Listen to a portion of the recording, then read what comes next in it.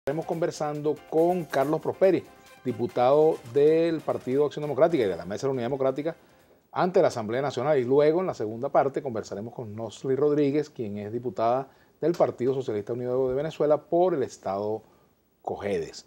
Bueno, gracias por venir, Carlos. Gracias a ti, Vladimir. Bienvenido a Globovisión. Bueno, hoy hemos tenido un día bastante movido en la Asamblea Nacional. Hay sesión en este momento, hay una marcha del Partido Socialista Unido de Venezuela en repudio pues, a la ley de amnistía, y también esta mañana se presentó un incidente allí a las puertas del Consejo Nacional Electoral entre partidarios y opositores, partidarios del gobierno y opositores al gobierno, porque una comisión o un grupo de militantes de la Mesa de la Unidad Democrática fueron a entregar un documento ante el CNE y se generó pues allí una situación de tensión entre estas dos fuerzas, ¿no? Este clima es preocupante. Sí, no, Vladimir, una vez más gracias a ti al canal por permitirnos estar aquí, y de verdad que uno no logra entender ese doble discurso del gobierno nacional cuando manifiesta que supuestamente quieren allanar el camino hacia la paz, y vemos tipo de actos como el que ocurrió esta mañana en el Consejo Nacional Electoral, donde además no se estaba incitando a ninguna otra cosa que no sea lo que establece la Constitución de la República Bolivariana de Venezuela y su artículo 72, que es el referéndum revocatorio, que no lo estamos inventando, que aquí yo siempre lo he dicho, el partido de gobierno y los militantes del partido de gobierno y los mismos diputados dicen que ellos son constitucionalistas, pero yo vengo y digo que a veces pareciera que son constitucionalistas porque defienden la Constitución del PSUV y no la Constitución de la República Bolivariana de Venezuela. Y ahí la Constitución es clara cuando dice que una vez que pasa la mitad del periodo, cualquier cargo se somete a revocatorio. Bueno, no se han entregado las planillas, un grupo de diputados, y creo que fue una iniciativa inclusive auspiciada por el Partido Primero Justicia, estaban hoy en el CNE exigiendo que se entreguen las planillas, ya que no nos han dado ningún tipo de respuesta al respecto, y vimos como una vez más las personas violentas fueron y agredieron. Inclusive la información que tengo es que el diputado Marcos Bozo, buen amigo, es una de las personas que está agredida supuestamente, unos asistentes de los diputados, y bueno, ya esperemos en las próximas horas que en realidad se sepa cuál es el par médico, pero eso es lamentable. Y no solo eso, Vladimir, nosotros debemos decirlo, cada vez que vamos a las sesiones nos impiden el acceso a la Asamblea Nacional, algunos diputados le han tirado excremento, le han tirado orines, el gobierno permite que se monte una tarima. Esas son zonas de seguridad. Mi pregunta es, ¿será que el gobierno estaría de acuerdo que nosotros llevemos nuestra gente a Miraflores a poner la tarima? ¿Van a tener la misma actuación que han tenido o tener la condición de desapego de brindarle seguridad a los diputados? ¿Será que van a hacer lo mismo con el ciudadano presidente? Entonces yo creo que no se puede caer en este clima de confrontación, todo lo contrario. Aquí lo que hay es una ruta y una vía que establece la Constitución, que nosotros desde la Mesa de la Unidad Democrática y desde el Parlamento la estamos ejerciendo dentro del marco constitucional, y que hay lamentablemente un Tribunal Supremo de Justicia, hay un Consejo Nacional Electoral que ha sido un obstáculo para el avance en todas estas situaciones. Ahora, ¿cómo se puede recomponer un clima de diálogo, de entendimiento, de trabajo entre dos fuerzas que no tienen por qué entenderse en lo que son puntos de vista doctrinarios, pero van a estar en el Parlamento un largo tiempo, ¿no? 5 años.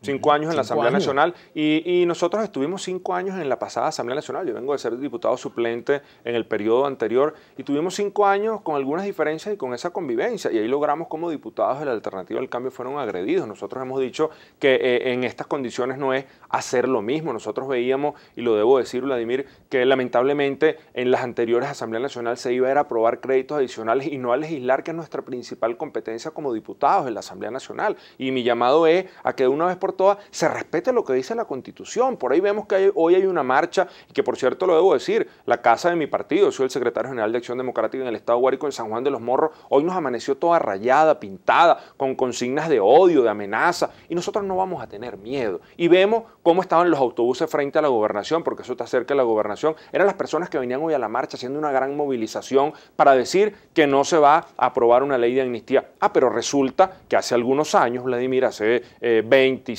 años, aproximadamente 23 años, bueno, veíamos como si un grupo de personas que hoy se niega a una amnistía estaba pidiendo que se diera un indulto al ciudadano expresidente Hugo Rafael Chávez Figueroa y todas estas personas, estos militares que actuaron en esa intentona. Mira, la Constitución establece dentro de las facultades que tenemos nosotros dentro de la Asamblea Nacional, el artículo 187, ordinal 5, lo que corresponde a la Asamblea Nacional, y el 5 es decretar amnistía. Este no es un problema del gobierno nacional, esto nos corresponde a nosotros. Entonces vemos el TSJ decir que las leyes no están, porque no se pueden aprobar leyes como por ejemplo la del Banco Central de Venezuela porque estamos allanando las competencias. Pero resulta que aquí cualquier ente del gobierno sí puede allanar las competencias de la Asamblea Nacional y no hay absolutamente nadie que las sancione. Y tristemente vemos decisiones firmadas por magistrados, como es el caso de Calixto Ortega, donde uno ve una sentencia de un señor que antes del 6 de diciembre era precandidato a diputado por el Estado Zulia. Entonces, ¿cuál es la transparencia que hay dentro del Poder Judicial? Y así sucesivamente. Mira, cuando tú ves que envían la ley del TSJ, ya empiezan desde ya a decir que estaba viciada de nulidad en la primera discusión. Hoy, por cierto, va a ser aprobada en segunda discusión en la plenaria de la Asamblea Nacional. Una ley que además ellos la llevaron adelante en el 2004 y además firmada por Cilia Flores, firmada por Nicolás Maduro, por ellos que estaban en la Asamblea Nacional, donde les daba la facultad de incrementar el número de diputados, de número de magistrados de 20 a 32. Ahora resulta que la ley es mala. Y entonces vienen y dicen con sentencias que no podemos ejercer funciones de control, que nos los establece el artículo 223 de la Constitución. Es claro lo que nosotros podemos hacer: investigar, notificar, citar, interpelar, y todo eso que nosotros no tenemos esa facultad y que no podemos investigar todos estos magistrados que fueron nombrados de manera express, como es el caso de lo que estamos hablando de Calixto Ortega.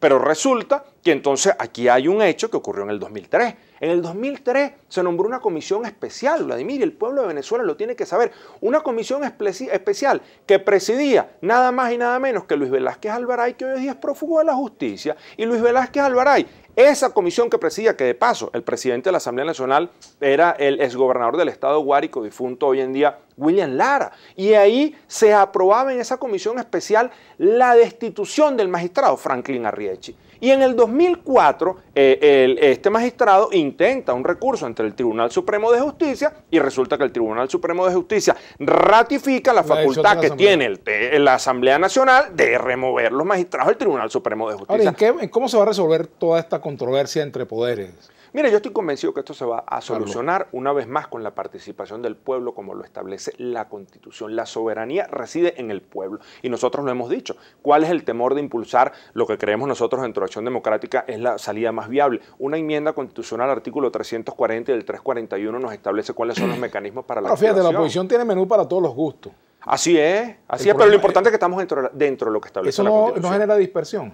No, para nada, porque estamos centrados en que aquí de una u otra manera vamos a aplicar lo que está ahí, porque el pueblo de Venezuela sabe hoy en día, Vladimir, que lamentablemente en este país la única persona que ha sido una obstrucción para el progreso de Venezuela se llama Nicolás Maduro Moro. Se han cumplido 3 meses del funcionamiento de la Asamblea, Carlos. Ayer hubo un problema porque se ausentaron 30 diputados de la sesión y la oposición no pudo aprobar la ley del régimen de vivienda, del título de propiedad. El título de propiedad de la vivienda. ¿Qué pasó allí?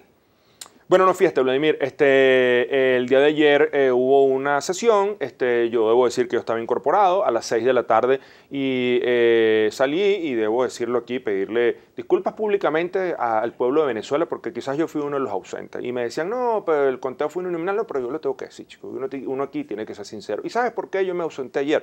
Fui a la sesión, esperábamos que la sesión terminara temprano, lamentablemente se extendió la sesión y yo tenía un compromiso en Los Teques. Las personas en Los Teques saben que tuvimos una asamblea anoche en Los Teques. Yo soy una persona, como dice uno, el llanero, el guariqueño, y el llanero es el tamaño del compromiso que se le presenta. Y nosotros, nuestra palabra es un testamento. Nosotros fuimos a esa asamblea ayer, nos enteramos posteriormente que en una jugada de triquiñuela del partido de gobierno, de negarse a que se aprueben leyes que van dirigidas a solucionarle a usted su problema, ellos se salieron para pedir un conteo uninominal y tratar de boicotear la sesión. Bueno, lograron que la sesión ayer fuese suspendida. Hoy se acaba de reanudar ya la discusión. En segunda discusión, la aprobación de la ley de título de propiedad. Como se dice en el béisbol, agarraron movida la oposición. Bueno, está bien, quizá, pero fíjate, nosotros tenemos que decir qué es lo que sucede, que en las anteriores Asambleas Nacionales no se trabajaba y a veces se sesionaba una vez a la semana. En esta nueva, es más, se sesionaba una vez a la semana. En esta nueva Asamblea Nacional hay sesiones martes y jueves e inclusive a veces los miércoles, y como ya está un compromiso, lo estábamos cumpliendo. Pero de verdad, aquí estamos, vamos a aprobar hoy esa ley. Aquí vemos y los oímos decir, bueno, que lo que pasa es que nosotros entregamos 1 millón de viviendas. Bueno, Vladimir, supongamos que está bien, construyeron 1 millón de viviendas, pero ¿sabes en cuánto tiempo construyeron el 1 millón de viviendas? En 17 años. Solo hicieron 58.000 viviendas al año. En los gobiernos de la democracia se hacían 60, 65.000 viviendas al año. Entonces, si tú lo multiplicas, era la misma cantidad de viviendas. Y ojo, con un barril de petróleo que no pasaba los $10 y hoy en día tuvieron un barril de petróleo que estuvo por muchísimos años por encima de $100 el barril de petróleo. Entonces uno dice, ¿dónde está lo que ellos hacen llamar progreso? Y ojo, en nuestros gobiernos no es que eran adjudicatarios, en nuestros gobiernos de la democracia las personas eran propietarias de su vivienda y si esa persona, Dios la cuida, le protege, le pase algo, sus hijos pueden heredarla, sus nietos. Y esa es la realidad de lo que estaba sucediendo anteriormente. Bueno, se están oponiendo una vez más, como se opusieron a esos más de 3,5 millones de pensionados, de que en segunda discusión se aprobó el bono de alimentación y de salud para esos viejitos. Ellos se opusieron a eso y dijeron que no había recursos. ¿No hay posibilidad de ponerse de acuerdo para que ese bono lo paguen entre el Estado y el sector privado?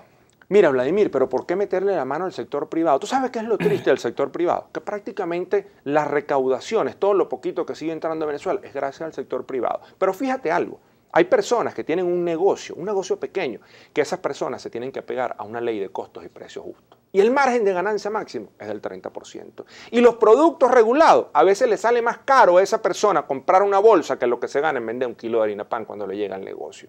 Entonces imagínate tú, cada rato un incremento de salario mínimo, sus trabajadores van a seguir ganando más. ¿En el presupuesto nacional para pagar eso? Mira, es que hay cosas como reducir cosas que se están haciendo dentro del gobierno nacional, programas sociales que ellos hoy en día saben que han fracasado, que pueden ser distribuidos para esas personas que lo necesitan hoy en día. Pero entonces cuando tú ves al sector comercio, ¿por qué seguir arruinando lo poco que queda del aparato productivo?